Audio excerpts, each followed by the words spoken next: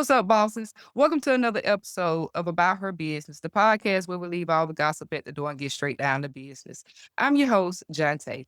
And today we have CEO and founder of Samaritan Grant Consulting, Miss Amaya Howard. Now, not only does Miss Howard spend her time helping nonprofits and businesses through grant writing and fundraising, she's also the owner of a women's group that gets to travel to a lot of exciting events. And she's here today to call the plays on what she means business. So, ladies, grab those cups and those notepads and let's get down to the meet now session. Welcome, Miss Howard. Hi, thank you so much for having me. Yes, ma'am. Thank you so much for being here. Are you Yes, ready to get into it? yes, I am. So, you started Samaritan Grant Consulting back in 2018. What was happening in your life at that time that made you say it was time to build this? Yes, so in 2018, I was moving to Philadelphia. I had always wanted to move out of Dallas. So let me back up a little bit. I'm originally from Dallas, Texas, and I was working at a nonprofit doing grant writing. And people will always like come to me and ask me about grants. And I naturally became an independent grant writer.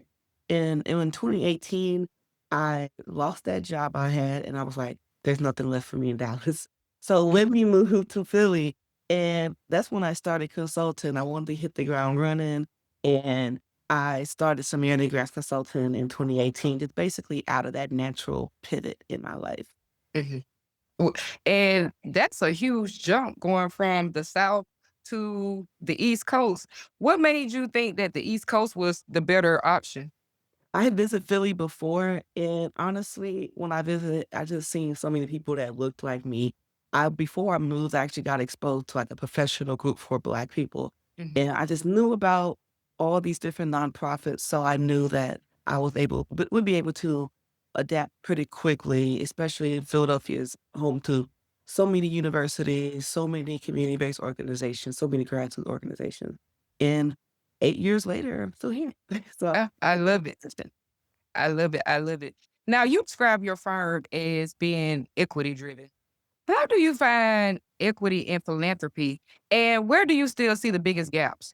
Yes, so I define as equity driven because even in this day and age where DE&I is not really being seen Mhm. as important, I truly do think that it is.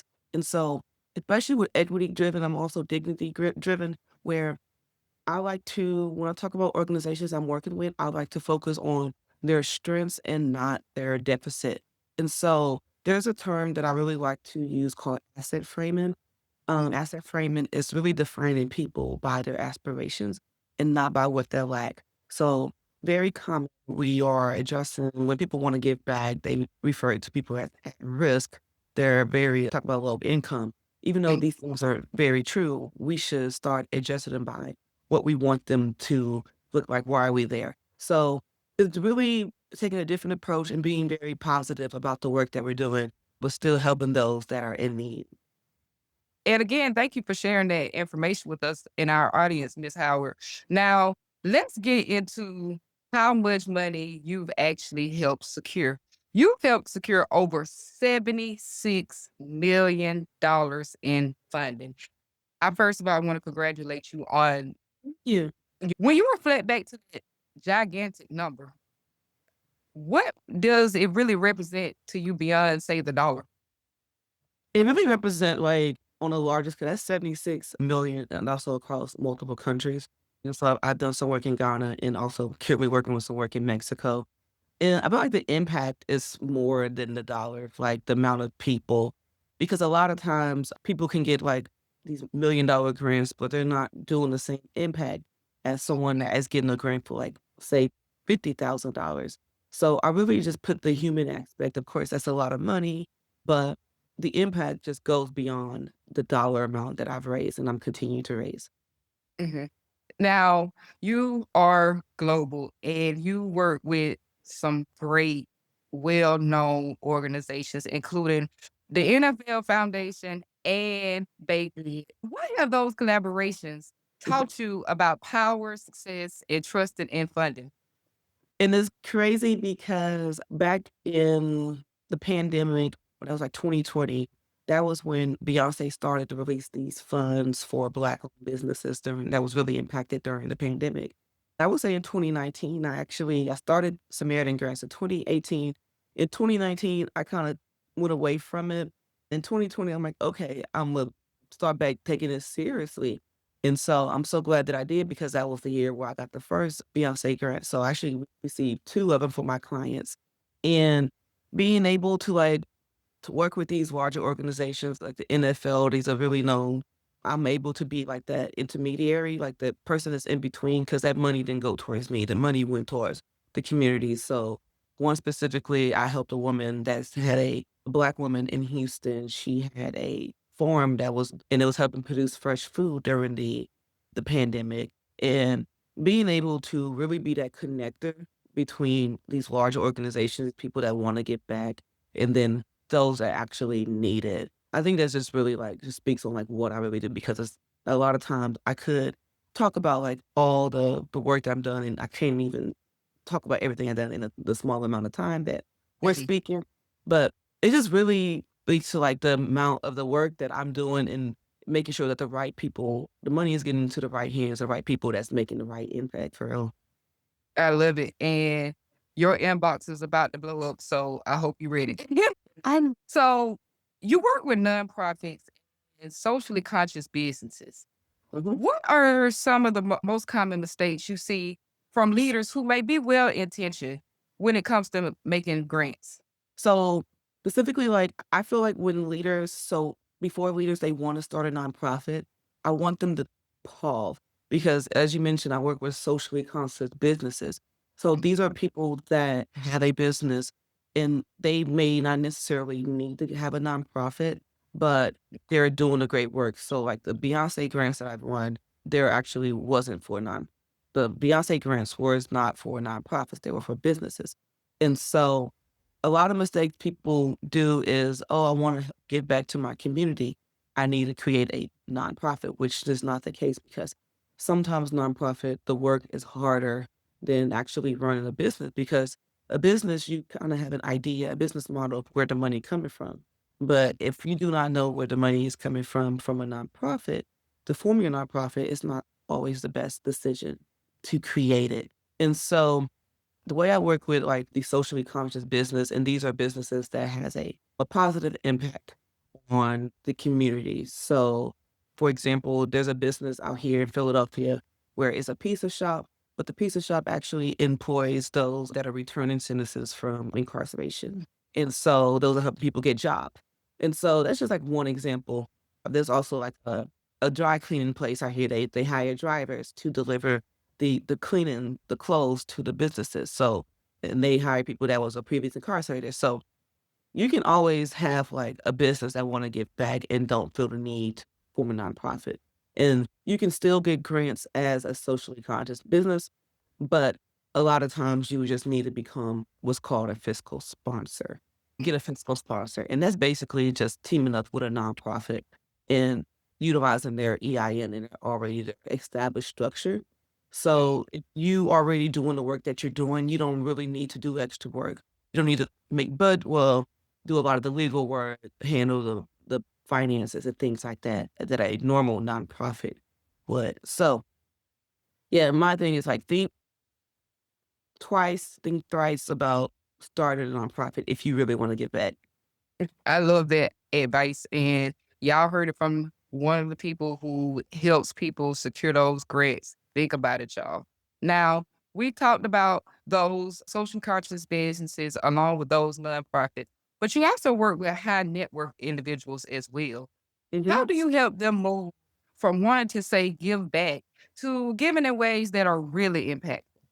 Yeah, and so working with high network individuals is always, like, it's interesting, especially, like, working with athletes, working with entertainers.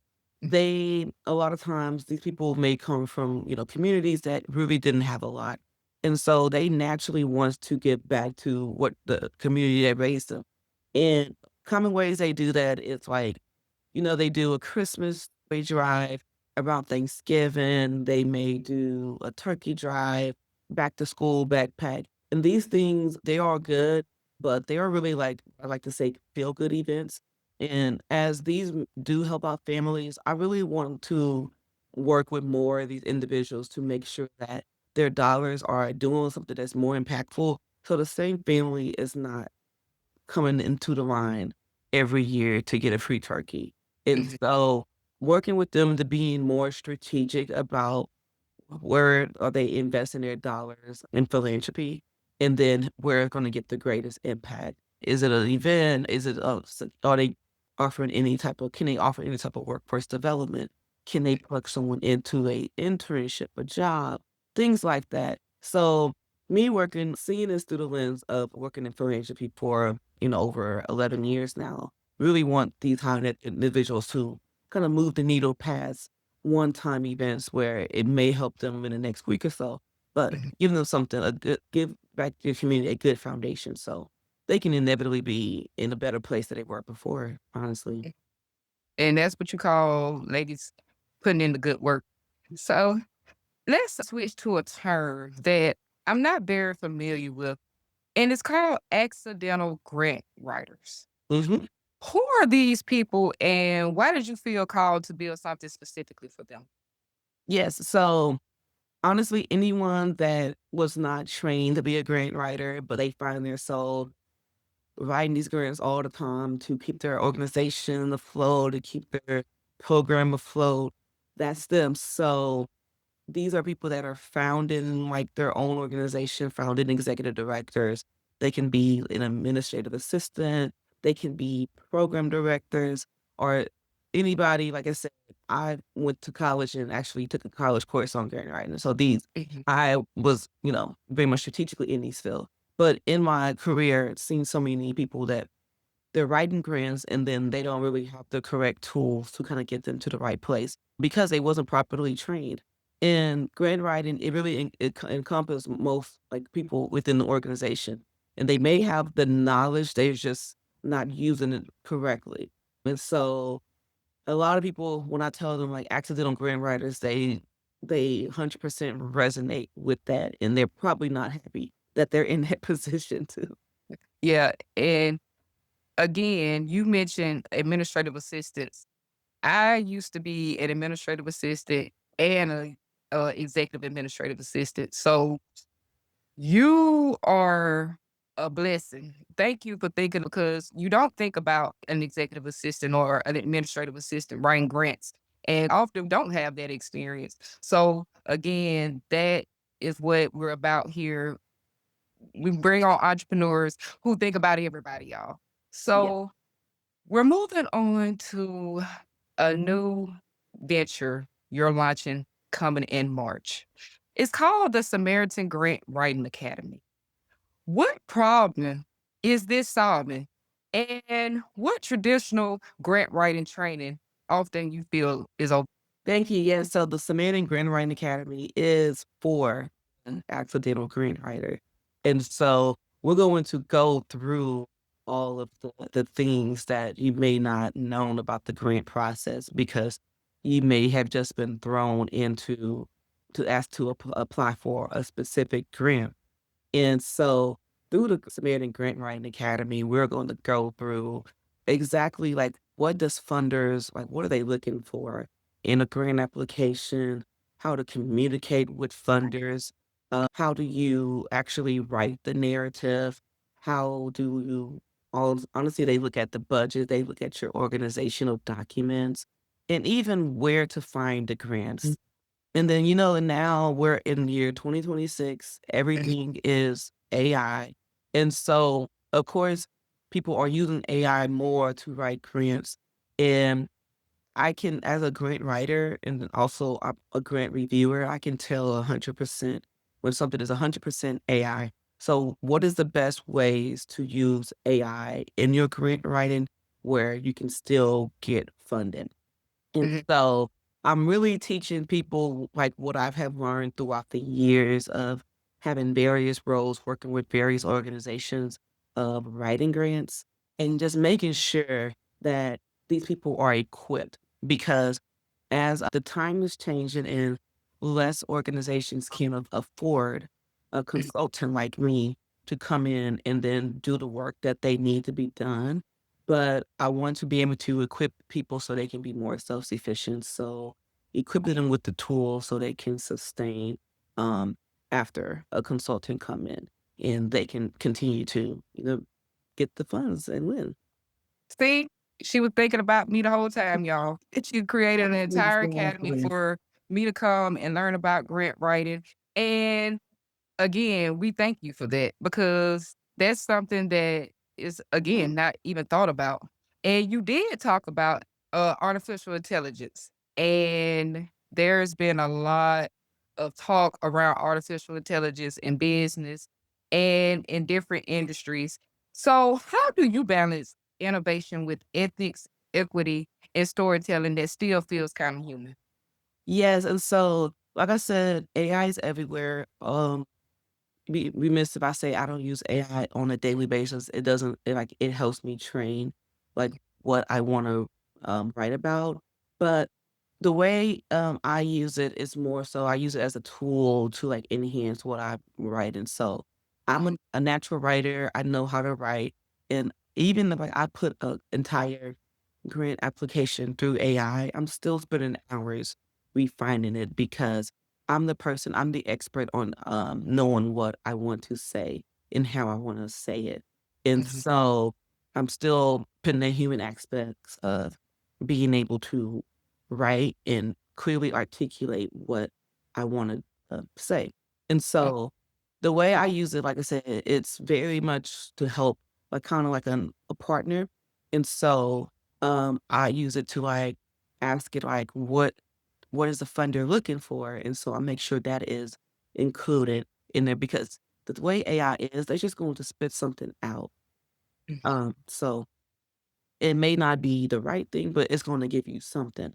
Um, and it it also, like, it can help you think and be more innovative. It can help you with research, what I also use it for too. Um, mhm, but using it for the research is 100% like what I feel like it's the most helpful, especially as a grant writer. I can see if I can find any stats, but then I can it also I'm looking at the sources because you can't believe everything AI tells you. But it allows me to, like, just think a little more, think outside the box, but it cannot create a program for me because if it creates a program for me, it cannot do the work for me in the real world. And so if it's gonna say something and then let's say you say you're gonna do X, Y, and Z in this grant, and let's say you happen to get the money and you don't do it, and then they're gonna come back and say, "We're not gonna give you funds anymore." And so you have to be like very honest when you use AI, and I'm very honest when I use it and making sure like what I submit is also 100% accurate. mhm. And you mentioned several times that word trust and knowing when it's AI and when to put in that human aspect. You talk about digital based fundraising. Can you explain what that kind of looks like and why it matters? Yeah, I mean, so digital-based fundraising, it's just more of like everything is digital, everything is gonna be online. And so but everything you see online is not true. And so you wanna make sure that you want to be honest, you want to be very true to yourself, very true to your organization. Don't just put it out there because it feels good, you wanna put it out there because it's true. Mhm, And then things change like every day, but you want 'em to stay on top of like what things are accurate and then just kind of stay on top of the ball because we're always learning. Especially because like I would say 3 years ago, did not even use AI at all. I was working in an organization and they introduced like AI in our Microsoft Teams back in like 2024. And we was like, we're okay. We don't really need it. And then less than, like, about 2 years later, like, mhm, look at it, it's impossible to mhm. not use it, so we might as well use it for our advantage, but also use it in the best way possible. Agree, agree. Now, technology is steady growing everywhere, but technology has also given us that opportunity to network with each other, whether if we're in the same state or across the world from each other. So let's get into the women's group that you've created.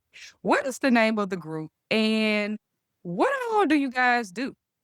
Yes, so when I'm not writing grants, I am a big sports girly, so I love attending game. I love watching games. I'm watching football. I'm watching the Olympics. There's a hockey game on right now. I'm gonna tune into. Mhm. And so I started a group called Sports Shawties. I started it back in 2024 because I wanted to find more women that wanted to attend games in person. And so what it is, the Sports Shawties, we are a community of women that like to travel and go to sporting events. Ironically, we was just in LA a couple days ago for the NBA All-Star weekend. We had a total of about 8 of us. A couple of us flew in and we attended all these activations. Some of us attended some of the game. And we just women that wanted to be able to come together in person to experience sporting events. And so that's kind of gist of it. And how often do you guys meet, and who gets to decide which games you guys go to? So we meet about monthly. We're primarily in Philadelphia, but the travel events happen about 3 times a year. And so we are actively trying to get ambassadors in other cities so we can meet up for watching a wash party or, a regular game, an NBA game. During the NFL season, some of us travel to Minneapolis for a Vikings game. A Mhm. lot of them are in Houston, go to a Texans game, and then some in LA to went to the Rams game. And so now that it's NBA season, a couple of girls like in Houston, they go to the Rockets game. And so it's just really like where the cluster is. We are honestly almost everywhere. And then we're planning big trips around the larger events. And so we've been playing in LA for months. The next major travel event is going to be in Chicago this summer for the WNBA All-Star Weekend.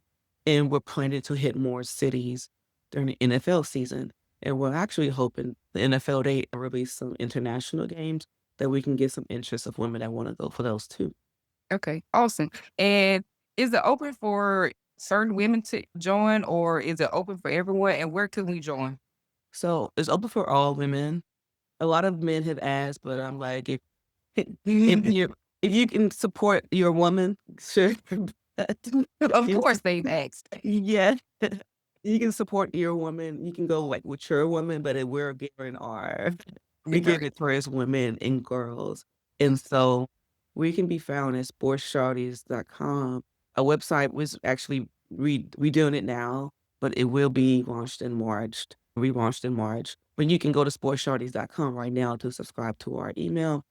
And we're definitely in the planning stages for some of these international NFL games for sure.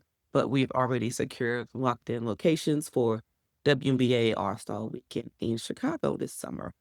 We're looking to host more local things, like I said, smaller games, hockey games, baseball games. We went to New York for a baseball game, we went to Connecticut for a basketball game. It doesn't matter where the sport is at, where, and if they want women to be there, we are the source.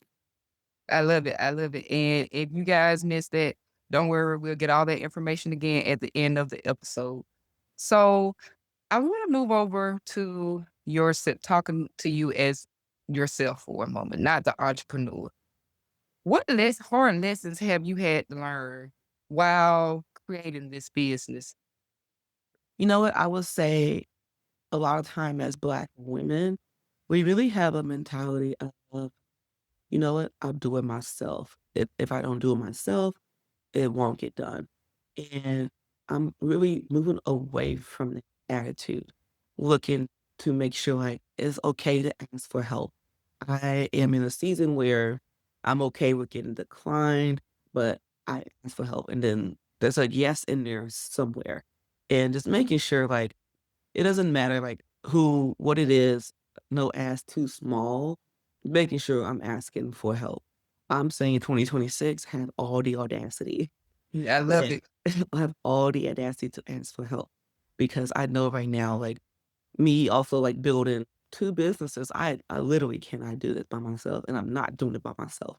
And Mhm. I'm going to continue to ask for help, ask for other people to see partner. Mentioned before, I'm not a gatekeeper. I'm going to share information, and it don't always be reciprocated, but I'm going to make sure that at least what I know is going to be, I'm gonna put people on game, and that's what I'm gonna do. And It may or may not come back to me, but if it do, I would receive it. I love it. So y'all heard that. This is the year where we have all the audacity because All the there is a way. yes somewhere in there between all those no's. So, Miss Howard, we're getting to the end of our episode. When you're looking ahead, how do you hope Samaritan Grants Consulting influences the future in philanthropy and funding for culture? I think what I want to be able to influence, like, what people look back and want them to be able to reframe how they see, like, giving back. I know I joined, like, this industry, it was very much like, I wanna give back, I wanna get and a lot of people are really they have good intentions, but the way they're giving back, it may not be as effective or doing the way and so I want people to feel like you don't have to sell your trauma or have to sell someone else trauma to actually get people to like feel good about the work that you're doing. You can sell the joy that is going to come. You can sell all the positive things that you're doing in the community and bring people, you know, on board with what you're doing. And so with Samaritan Grants Consulting, with the work that I'm doing, I want people to really, know that you can be a successful and be a positive figure, especially in a world that can feel like super negative. We want to eradicate all that and we're addressing all of that, but we don't have to reciprocate it. We don't have to keep reminding ourselves. And I'm not saying forget about it. That is exactly because that is really what's all the pain and all the suffering that a lot of our people been through. We don't want to forget it, and that's what's making us stronger. But want to look forward into the joy and forget being able to think of like all the pain and the trauma and suffering just as a thing in the past. I think that that's a great legacy to leave behind. And this brings me into my last question. So we've heard the legacy for Samaritan Grants Consulting. Now we want to take Miss Howard as a whole and combine everything she's done. When we look back at the work you've done, what do you want people to remember? That's a very good question. I just want people to know that everything that she remembered about me, I did it as being 100% myself authentically. I do not have the ability or capacity to like code switch. So this is me all the time. And doing this, I'm not putting on the front. People know like when you work in nonprofit, even though I've mentioned $76 million, I have not seen a 1% of that. And so all of that, just know that just being authentic and just doing what I love and just doing and making bringing joy to other people and help people out. That's just more than enough for me. And I just did all that by just being me, being me. And sometimes I can be all over the place, not perfect, but just know that what you see is what you get. I love it. I love it. But sadly, our time has ran out.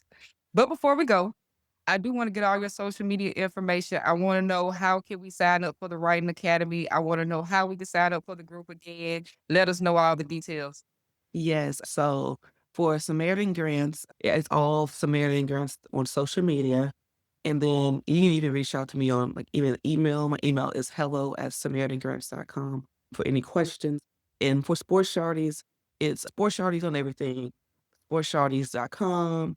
Instagram is Sports Shawties, and I'm active on Threads, Sports Shawties there. And I'm very much responsive on all the accounts, check them all the time. So if you reach out, have a question, let me know.